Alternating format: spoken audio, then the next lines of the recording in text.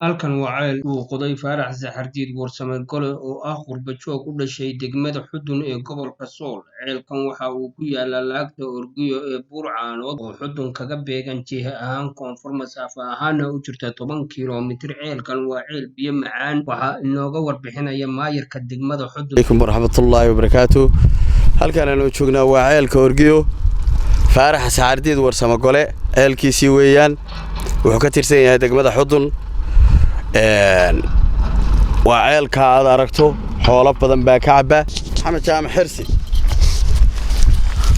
bismillaahi raxmaani raxiim. Allahumma salli ala sayyidina Muhammad sallallahu alayhi wa sallam. goobtan aanu taaganahay waa ceelkii Orgiyo yar. ceelka waxa asaasay oo qoday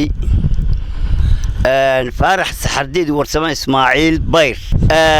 waxa la asaasay 2016 ujeedka loo sameeyay loo qoday waxay ahayd in magaalada Xudun laga biyo geliyo, lana intifaacsado, beerana laga sameeyo. beertii ugu horeysay way ka samaysan tahay. waxyaabo badan baa ka baxa sida xabxabka, shamaamka, muuska. waa ceel biyo macaan. xaqiiqiyan waa ceel degmada Xudun wax badan taray.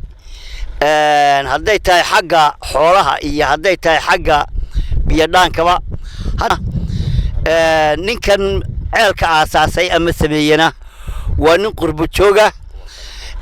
waxaanu jecelahay xaqiiqiyan qurbo joogtiina kale inaad ku dayataan oo dalka wax ku soo kordhisaan oo wax magaranaysa intifaac leh idinkuna aad manaafacaadsataan dadkana anfaca inaad deegaanadiina ku soo kordhisaan. xaggan doodiba ugu sokaysa biyo iyo Xudun. waxay ku taallaa meel lixo oo mana ah.